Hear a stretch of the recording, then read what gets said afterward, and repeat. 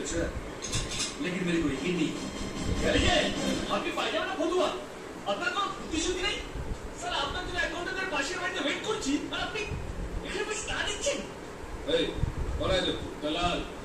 একটা প্রপার্টি কেনার জন্য সালা আমাকে এক মাস ধরে ট্রেন মেরে যাচ্ছিল আর কি সেটা ফাইল করার কথা সেটা না করে সালা এখানে বসে নিলাম হয়ে নাকি কাঁদছে জালি ভাই জালি সালাকে ছেড়ে দিন তো হবে